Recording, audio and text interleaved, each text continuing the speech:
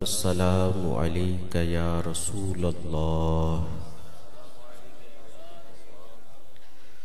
व अला आलिका व अस्हाबिका या हबीब अल्लाह। अस्सलातु वस्सलामु अलैका या नबी अल्लाह व अला आलिका व अस्हाबिका या नूर अल्लाह।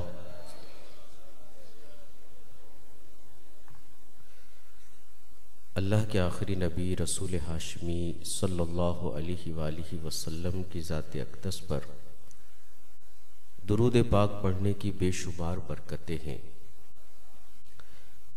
इमाम सखावी और दीगर मुहद्दिसीन कराम रहिमहुमुल्लाह ताला अलैहिम अजमईन से मनकूल है कि हज़रत मोहम्मद बिन सअद रहमतुल्लाहि ताला अलैह रात को सोने से पहले एक मुकर्ररा तादाद में दुरूद पाक पढ़ा करते थे। एक तादाद मुकर्रर की थी और उस वक्त तक नहीं सोते थे जब तक जो मुकर्ररा तादाद है उस तादाद में दुरूद पाक ना पढ़ लेते।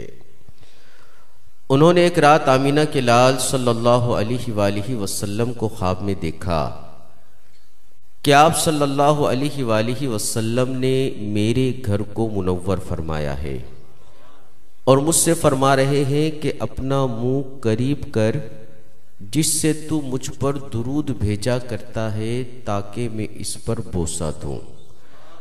फरमाते हैं कि मुझे बड़ी शर्म आई कि मैं अपना मुंह सरकार सल्लल्लाहु अलैहि वसल्लम के दहन मुबारक के करीब कैसे करूं, लेकिन प्यारे आका अलैहिस्सलातु वस्सलाम का हुक्म था।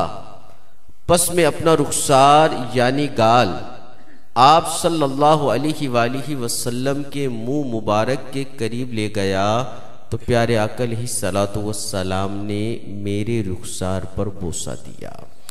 फरमाते हैं कि जब मेरी आंख खुली तो मेरा सारा घर मुश्क की खुशबू से महक रहा था और 8 यौम तक मुअत्तर रहा और मेरे रुखसार से भी 8 रोज तक खुशबू आती रही।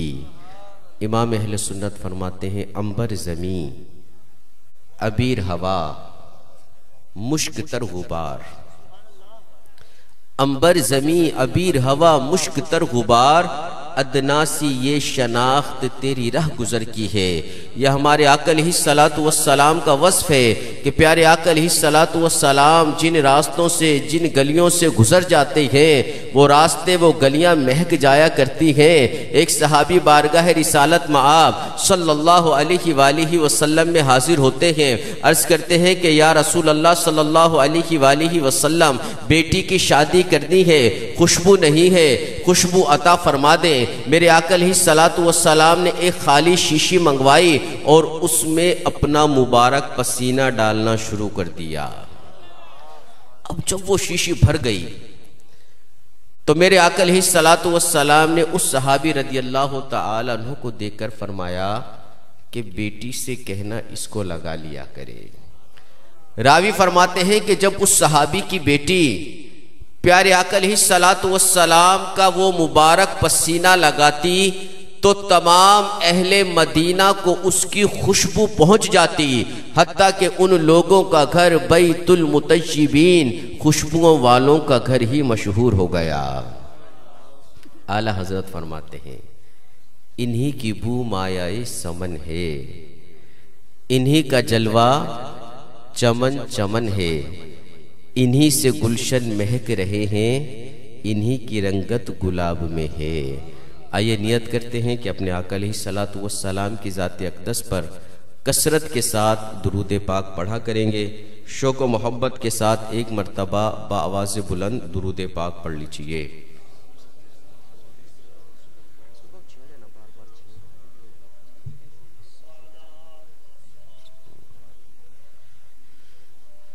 शादी की महफिल है। अल्लाह ताला हमारे मास्टर साहब को दिनों दुनिया की बरकतों भलाइयों से माला माल फरमाए। आने वाली ज़िंदगी में अल्लाह रब्बुल इज़्ज़त इन्हें खुशियाँ नसीब फरमाए, हर किस्म की नाचाकियों से महफूज फरमाए। शादी और नात खानी बड़ा अजीब सा लगता है। खुशी के मौके भी कोई ऐसा होता है। हमारे यहाँ तो मेहंदी का सिलसिला होता है तो ख़ानदान की लड़कियाँ नाच रही होती हैं, तो ढोल बज रहे होते हैं, और फिर वो बारात वाले दिन भी बैंड बज रहे होते हैं, और बहुत कुछ जो नहीं होना चाहिए। तो अब ये क्या, बाज़ लोगों की समझ में ये बात नहीं आती यार, खुशी के मौके पर ये क्या कर रहे हैं। और बाज़ लोग ख़ानदान में नाराज़ भी हो जाते हैं। प्यारे आका अलैहिस्सलातु वस्सलाम ने इरशाद फरमाया कि अल्लाह रब्बुल इज़्ज़त को दो मौकों पर दो आवाज़ें सख्त नापसंद हैं।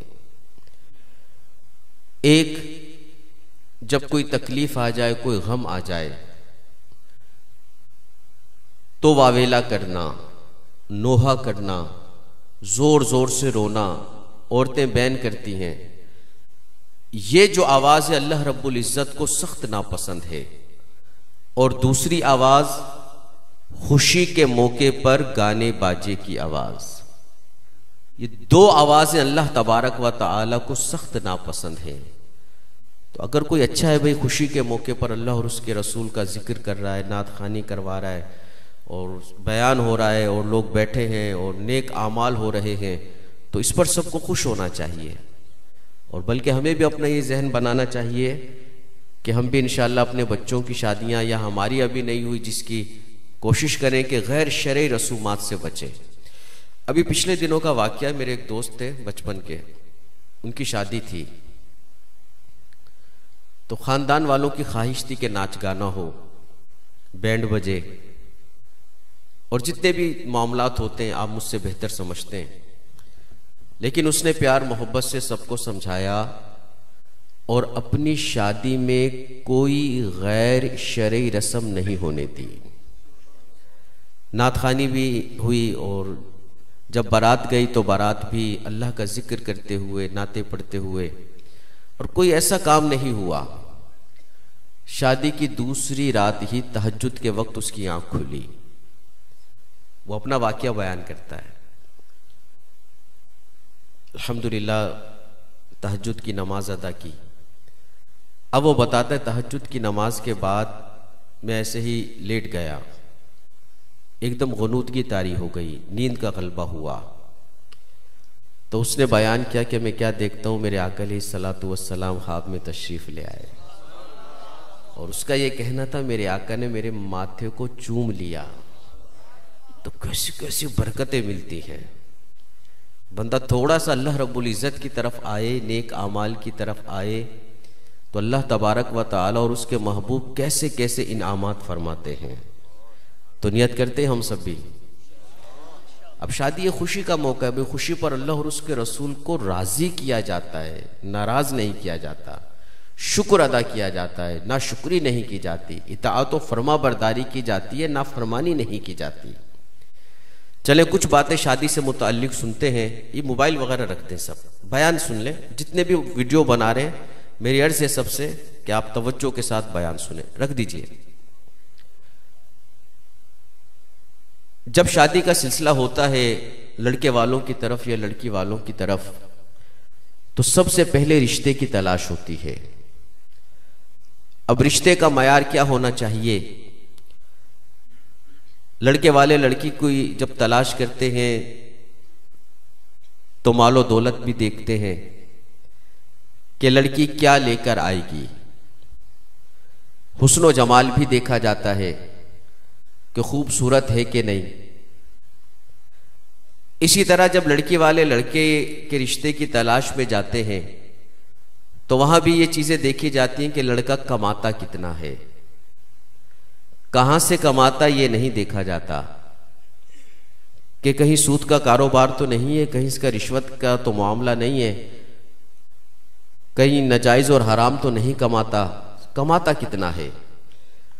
आइए प्यारे आका अलैहिस्सलातु वस्सलाम के फरमान से रहनुमाई लेते हैं कि रिश्ते की तलाश किस बेस पर की जाए, स्टैंडर्ड क्या होना चाहिए।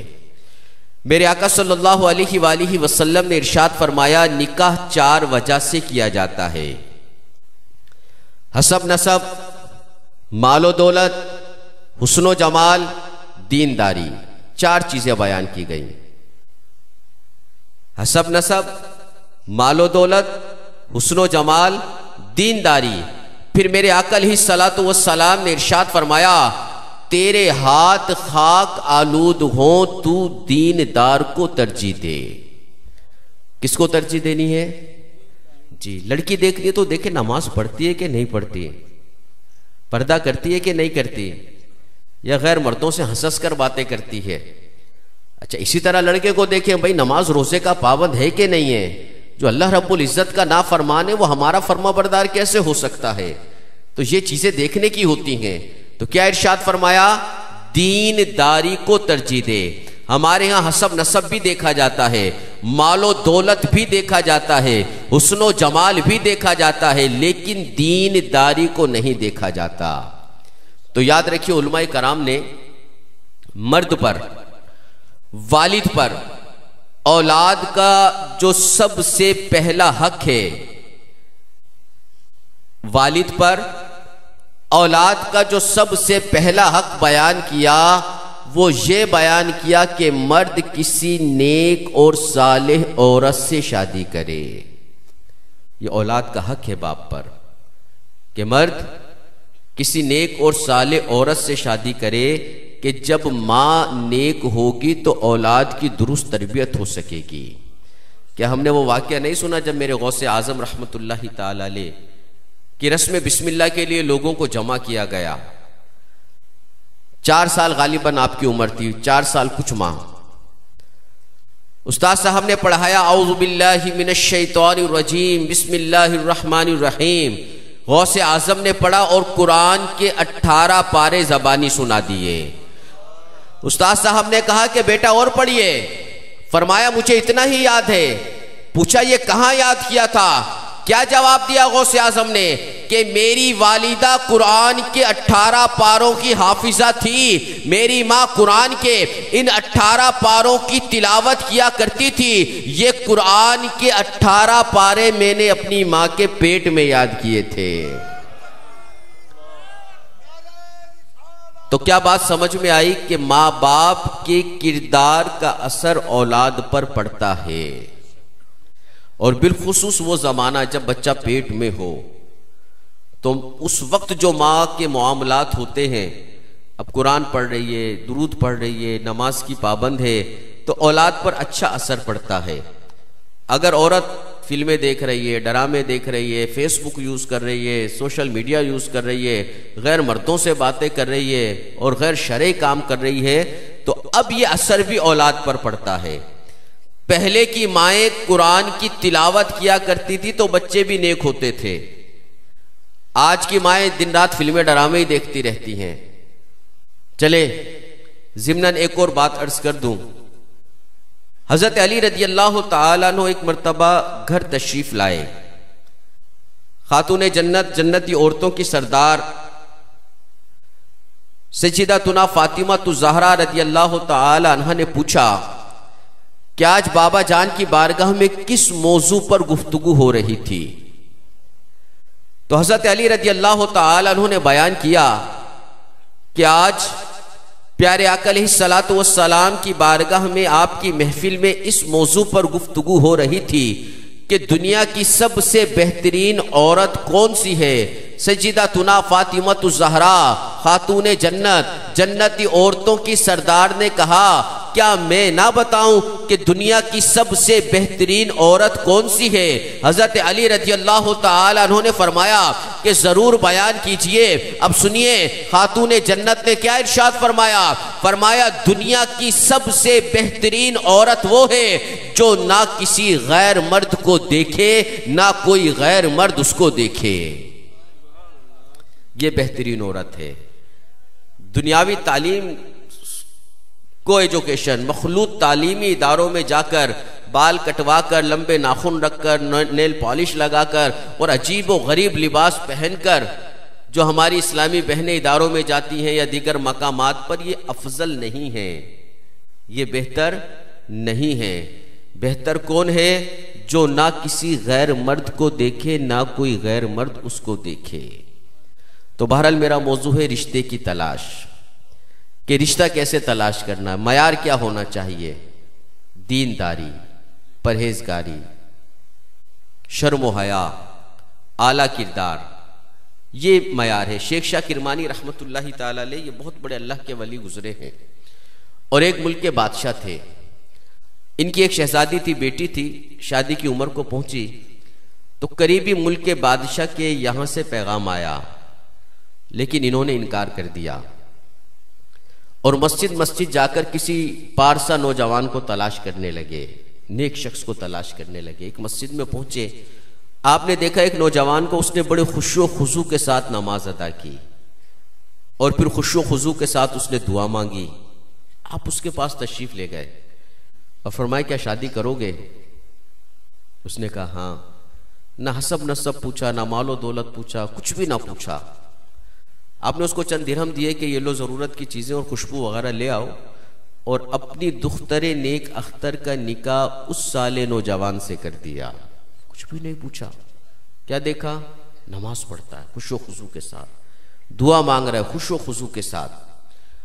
अब इनकी बेटी अपने शोहर के घर आ गई। जब घर में दाखिल हुई तो उन्होंने देखा एक सुराही पर रोटी रखी है।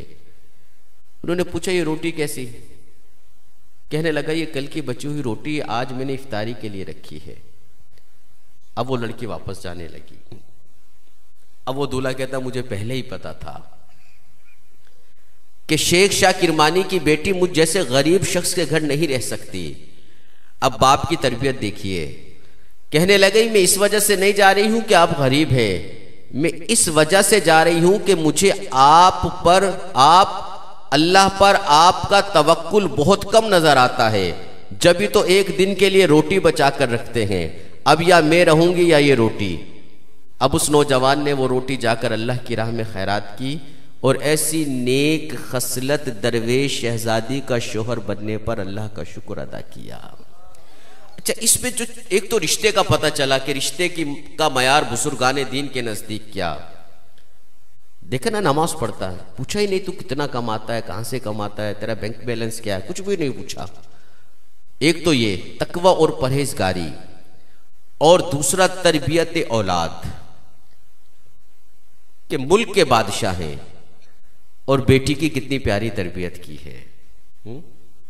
जिसके घर में थोड़ा बहुत मालो दौलत आ जाए उसके तो अंदाज ही टोन ही चेंज हो जाती है, मिजाज ही चेंज हो जाता है। और बाज घरों में जो नाचाकियां होती हैं उसकी एक वजह यह होती है, लड़की ससुराल में जाकर ताने देती है शोहर को बात बात पर। अब यहां पर माँ बाप की तरबियत जरूरी है, औलाद की तरबियत की जाए, बेटी की तरबियत की जाए। तो बहरहाल रिश्ता देखते वक्त क्या करना है, क्या देखना है? आवाज नहीं आ रही। असल में हमने बाज नहीं बोलेंगे, मुझे पता है बाज नहीं बोलेंगे, क्योंकि हमने शादी को, अब शादी छोड़ा ही कब है, हमने तो बिजनेस बना लिया है। जी हां, कहां से क्या मिलेगा। अब तो वो छोटी मोटी चीजें रही नहीं है।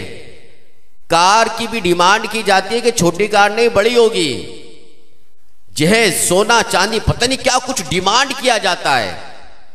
तो हम कैसे बोलेंगे कि दीनदारी? अगर दीनदारी देखनी थी तो सगे भाई की बेटी थी ना घर में, शर्मो हया वाली थी, नमाज रोजे की पाबंद थी, बहन की बेटी थी, लेकिन थे गरीब। नहीं करते हम लोग शादी, नहीं करते रिश्ते, हमें मालदार पार्टी चाहिए होती है। तो ये आज हमारा मयार बन गया। तो रिश्तों का मयार क्या? तकवा और परहेजगारी, दीनदारी। अब रिश्ता हो गया। अब रिश्ते से लेकर जो शादी तक का पीरियड है, कहीं 2 माह, 6 माह, 8 माह, 10 माह, साल 2 साल भी लग जाते हैं बाजों का। अब ये जो पीरियड होता है इसमें भी हमारे अजीब मामलात होते हैं।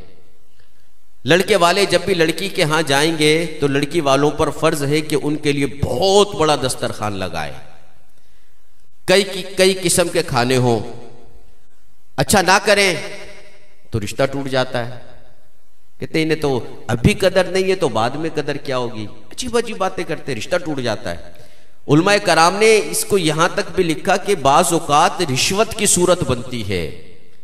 हर बार अच्छा खाना खिलाना, फिर जो भी जाएगा उसको सूट देना, उसको पैसे देना, उसको तोहफे देना। अब ये तोहफे शोफे लेना, उलमाए कराम ने रिश्वत भी लिखा है इसको, बात सूरतों में रिश्वत बन जाता है ये, कि उनको पता नहीं देंगे तो ये रिश्ता टूट जाएगा। लोग समझ जाते हैं कि लालची खाने के भूखे, ये खाने के लिए आते हैं, ये भूखे लोग हैं, इन्होंने कभी कुछ देखा नहीं, ये सूट पीस लेने के लिए आते हैं। अब शादी यानी रिश्ते से लेकर शादी तक का जो पीरियड, हर बार हर आने पर कई कई हजार का खाना बनेगा, तोहफे दिए जाएंगे। अच्छा, इन चीजों की हमारे दीन में कोई अहमियत नहीं है। यानी ऐसा नहीं है कि हमारा दीन कहता है कि ये सब कुछ करो, मेहमान नवाजी की जाएगी, लेकिन यहां मेहमान नवाजी मकसूद नहीं है, यहां तो मुंह बंद करना मकसूद है। इसका मुंह बंद करो ताकि रिश्ता चले, वरना रिश्ता टूट जाएगा। अब ये सारे मामलात। अच्छा, फिर जब शादी होती है तो शादी पर लाखों का खर्चा, लड़के वाले भी लाखों का खर्चा करेंगे, सोना चढ़ाएंगे, चांदी चढ़ाएंगे, कई कई सूट होंगे और बहुत कुछ खर्च।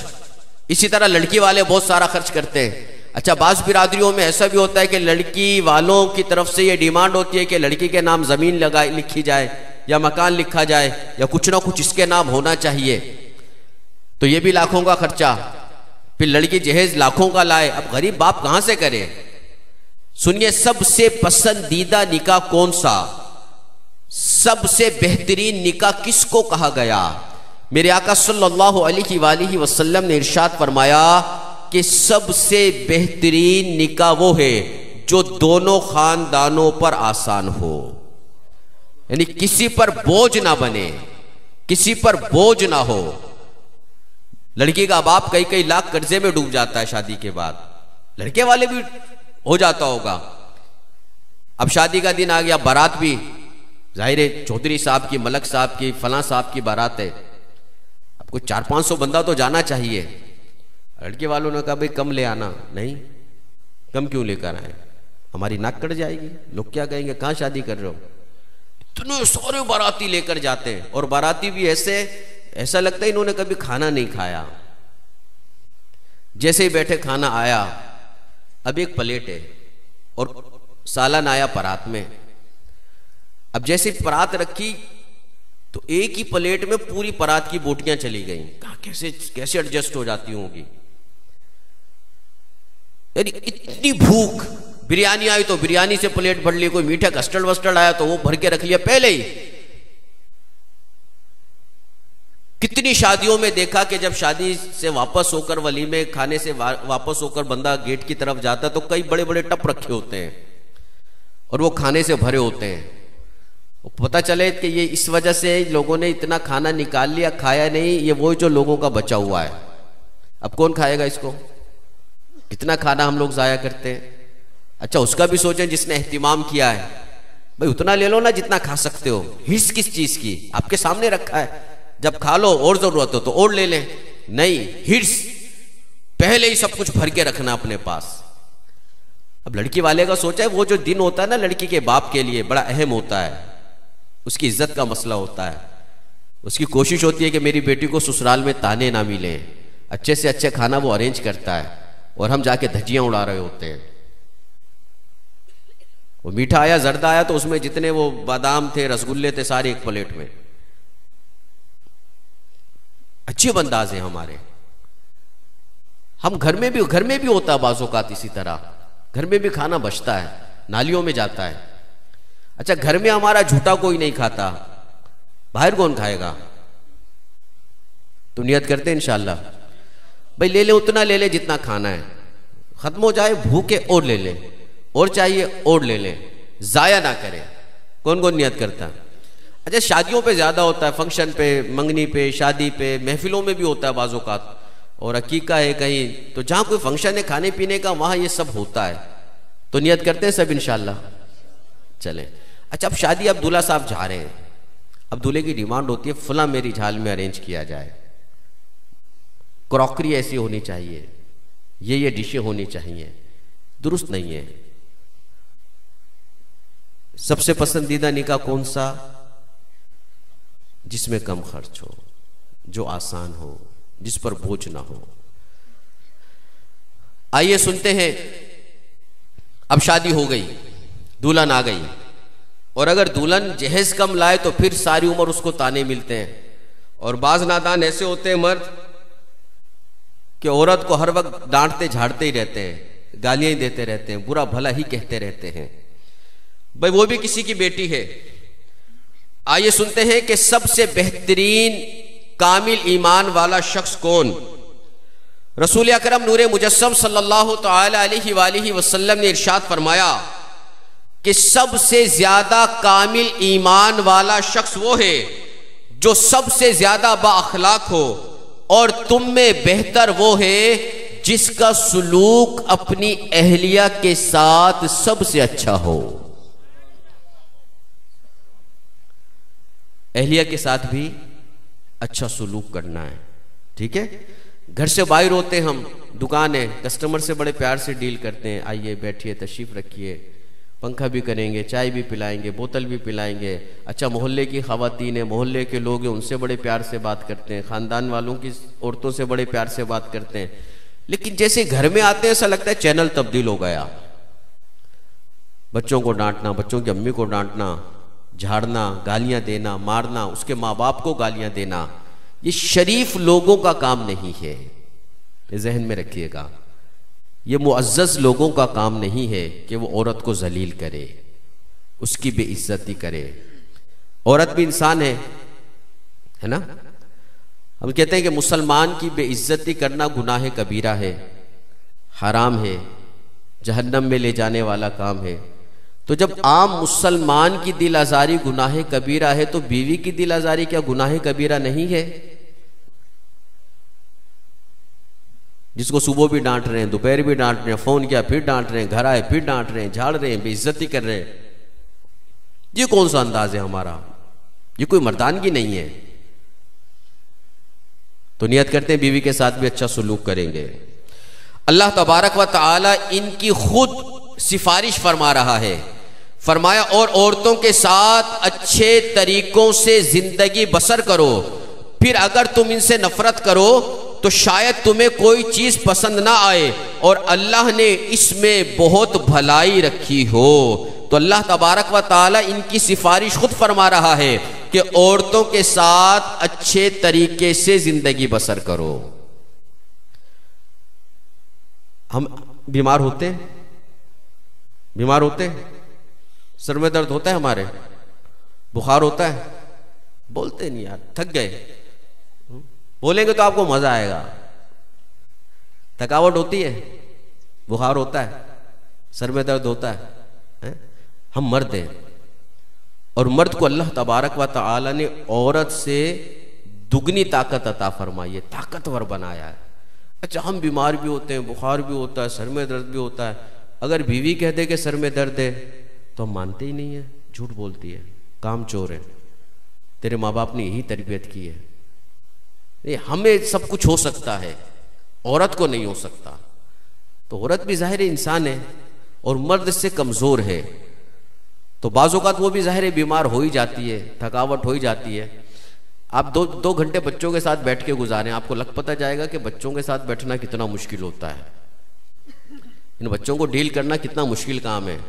वो जब कोरोना आया था ना और घरों में सब बंद हो गए थे, तो किसी ने कहा था कि या तो कोरोना की वैक्सीन बना लें वरना बच्चों के बाप खुद ही बना लेंगे। यानी इतने तंग आ गए थे बच्चों से। अभी औरत सुबह शाम डील करती है बच्चों को। अच्छा रात को बच्चा पेशाब करता है तो कौन उठता है? अब्बू उठता है, अम्मी उठती हैं जी। बच्चे को दूध पीना कौन पिलाता है? कौन? माँ। कई बार उठती है रात को, हम तो खराटे लेके सो रहे होते हैं। अब जो बार बार रात को उठ रही है, जाहिर है सुबह कुछ देर अगर लेट जाए तो क्या हर्ज है इसमें? दिन में कहते सारा दिन सोती रहती है, काम नहीं करती, काम चोर है। अल्लाह के बंदे सारी रात जागी भी तो है। अच्छा औरत को मर्द के मुकाबले में नींद ज्यादा आती है, ये जहन में रखिएगा। लेकिन घर की औरतें सुबह सुबह उठकर काम कर रही होती हैं, हम 9 बजे उठते हैं, रात को भी सो रहे होते हैं, औरत बार बार जाग रही होती है। तो औरतों के साथ अच्छा सुलूक, अच्छा बर्ताव। हम बीमार होते हैं, हमारी क्या ख्वाहिश होती है कि हमारी बीवी खाना भी दे हमें वक्त पर, चाय भी पिलाए, और टांगों में दर्द है तो टांगे भी दबा दे, सर में दर्द है तो सर भी दबा दे। चाहते ना सारे जी। और अगर बीवी बीमार हो जाए उसकी खिदमत कौन करे? सवाब मिलता है बीवी की खिदमत पर में, पता है? एक रिवायत पढ़ी थी कि एक औरत ने एक बिल्ली के बच्चे को पानी पिलाया, प्यास से तड़प रहा था, बिल्ली के बच्चे को पानी पिलाया, अल्लाह रब्बुल इज्जत ने इसी वजह से उसकी बख्शिश फरमा दी। अब बंदा गौर करे कि अगर बिल्ली के बच्चे को पानी पिलाने पर बख्शिश हो जाती है तो अगर बीवी को पिला देंगे तो क्या होगा? सवाब मिलेगा? पिलाना चाहिए। लोग क्या कहेंगे? ओहो, और जहां ज्वाइंट फैमिली सिस्टम हो और भी भाई वालिदैन हो वहां तो बड़ी आजमाइश हो जाएगी। क्या कहेंगे? ये पीछे से आवाज आई थी अभी रन मुरीद तो नहीं है भाई, वो खिदमत कर रहा है, जरूरी है। अल्लाह ताला ने इन दोनों को जोड़ा बनाया इनका। सुनिए, इरशाद फरमाया कुरान मजीद में, औरतें तुम्हारे लिए लिबास हैं और तुम औरतों का लिबास हो। कितनी प्यारी बात समझाई हमें। तो नियत करते हैं सब इंशाअल्लाह। हजरत आयशा रज़ी अल्लाह ताला अन्हा फरमाती हैं, रसूल अकरम सल्लल्लाहु अलैहि वसल्लम ने फरमाया, अहले ईमान में सबसे कामिल ईमान वाला वो है जिसकी आदत सबसे अच्छी हो और अपने घर वालों पर सबसे ज्यादा मेहरबान हो। सबसे कामिल ईमान वाला। तो माँ बाप के हुकूक अपनी जगह, चूंकि अभी टॉपिक माँ बाप नहीं है, तो माँ बाप के हुकूक अपनी जगह वो अदा करने ही करने हैं, और बीवी बच्चों के हुकूक वो भी अदा करने हैं। ना माँ बाप के हुकूक की वजह से हम बीवी बच्चों के हुकूक तल्फ करेंगे और ना बीवी बच्चों की वजह से माँ बाप के हुकूक तल्फ करेंगे। दोनों ही के हुकूक अदा करने। कौन कौन नियत करता है? चले, बाज़-औक़ात ऐसा होता है कि औरत बदमिजाज होती है, बहुत बद ज़बान होती है, जबान की सख्त होती है। अब शादी हो गई, अब क्या करे? सब्र करे। सब्र करेगा तो क्या मिलेगा? हुजूर अकरम नूरे मुजस्सम सल्लल्लाहु अलैहि वसल्लम ने इरशाद फरमाया कि जिस शख्स ने अपनी बीवी की बद अखलाकी पर सब्र किया, अल्लाह तबारक व तआला उसे मसाइब पर हजरत अय्यूब अलैहिस्सलाम के सब्र के अजर के बराबर अजर अता फरमाएगा। अच्छा, बाज मर्द बद मिजाज होते हैं, अब औरत क्या करे? औरत सब्र करे तो उसे क्या मिलेगा? फरमाया, जिस औरत ने खाविंद की बदखुल्की पर सब्र किया, अल्लाह तबारक व तआला उसे फिरऔन की बीवी आसिया के सवाब के मिसल सवाब अता फरमाएगा। तो सब्र, अजर मिलेगा। बाबा जी देखें, बड़ी तवज्जो से सुन रहे हैं, अजर मिलेगा। तो बीवी से भी हो जाती है गलती, हमसे होती है, हम भी ज़ाहिर इंसान है, बीवी भी इंसान है, और बतकाज़े बशरियत गलती हो जाती है। तो भाई प्यार से समझा दें, नरमी से समझा दें। डांटना ज़रूरी थोड़ी है, झाड़ना ज़रूरी थोड़ी है, मारना ज़रूरी थोड़ी है, उसके बाप के घर बिठाना ज़रूरी थोड़ी है। आपस में प्यार मोहब्बत से कंप्रोमाइज़ करें, सब्र करें एक दूसरे पर। हमसे भी तो गलतियाँ होती हैं। अमीर अहले सुन्नत ने अपनी किताब पर्दे के बारे में सवाल जवाब में ये वाक़या लिखा कि एक नेक शख्स था, घर आया, बीवी ने खाना पेश किया, खाने में नमक ज़्यादा था, जैसे मुंह में रखा गुस्सा आया, लेकिन दिल ही दिल में उसने अपनी बीवी की खता को मुआफ कर दिया। क्या सोचकर कि मुझसे भी तो गलतियां होती रहती हैं, अगर अल्लाह तबारक व तआला ने मेरी गिरफ्त फरमाई तो मेरा क्या बनेगा? दिल ही दिल में बीवी की खता को मुआफ कर दिया। अब जब ये शख्स मरा तो किसी ने इसे ख्वाब में देखकर पूछा, मा फ़अल अल्लाहु बिका, अल्लाह रब्बुल इज्जत ने आपके साथ क्या मामला फरमाया? तो सुनिए इसने क्या जवाब दिया। इसने जवाब दिया कि एक मर्तबा मेरी बीवी से खाने में नमक ज्यादा हो गया था, मैंने दिल ही दिल में उसकी खता को मुआफ कर दिया था। आज जब मुझे अरहमुर राहिमीन की बारगाह में पेश किया गया तो हातिफ़े गैब से आवाज आई, मेरी बंदी से खाने में नमक ज्यादा हो गया था, इसने दिल ही दिल में उसकी खता को मुआफ कर दिया था। आज जब इसे मेरे हुजूर पेश किया गया है, आज मैंने इसकी सारी खताओं को मुआफ कर दिया। है बड़ा मुश्किल काम। बंदा बीवी को गाली ना दे, मारे ना, उसकी गलती पर कुछ भी ना कहे, बड़ा मुश्किल काम है ये। सब्र, नरमी, नरमी नरमी। उम्मुल मोमिनीन हज़रत आयशा सिद्दीक़ा तय्यबा ताहिरा आबिदा जाहिदा रदी अल्लाह ताला अन्हा फरमाती हैं, जिस चीज़ में नरमी होती है उसे जीनत बख्शती है, और जिस चीज़ से निकाल दी जाए उसे ऐबदार बना देती है। तो हम लोगों के सामने मुस्कुराते हैं, बड़ा मुस्कुरा कर बात करते हैं, तो बीवी के सामने भी कभी मुस्कुरा लिया करें भाई, कुछ नहीं होगा। रिवायत पढ़ी एक मर्तबा कि जब कोई शख्स अपनी बीवी को देखकर मुस्कुराए, तवज्जो है आपकी, जब कोई शख्स अपनी बीवी को देखकर मुस्कुराए और बीवी शोहर को देखकर मुस्कुराए, तो अल्लाह तबारक व तआला अपनी शान के मुताबिक इन दोनों को देखकर मुस्कुराता है। नियत करते हैं इंशाअल्लाह अपने घर को अमन का गहवारा बनाएंगे, प्यार से, मोहब्बत से, नरमी से, शफकत से। अल्लाह तबारक व तआला हमें अमल की तौफीक अता फरमाए। आमीन बिजाहिन नबीशिल अमीन सल्लल्लाहु अलैहि वालिहि वसल्लम। वक्त कम है, सिर्फ आपको एक अर्ज़ करता हूँ, अमीर अहले सुन्नत का एक मदनी मुज़ाकरा है, उसकी वीसीडी भी है, घर अमन का गहवारा कैसे बने, घर अमन का गहवारा कैसे बने। सबको चाहिए अपने घरों में इसको एक मर्तबा विद फैमिली देख लें। जिनसे पर्दा है उनके साथ ज़ाहिर नहीं बैठेंगे, माँ के साथ, बाप के साथ, बीवी, आप जो बैठ सकता है, एक मर्तबा इसको ज़रूर सुन लें। अल्लाह ने चाहा तो घर अमन का गहवारा बन जाएगा। अल्लाह ताला हमें अमल की तौफीक अता फरमाए। आमीन बिजाहिन नबीशिल अमीन सल्लल्लाहु ताला अलैहि वालिहि वसल्लम।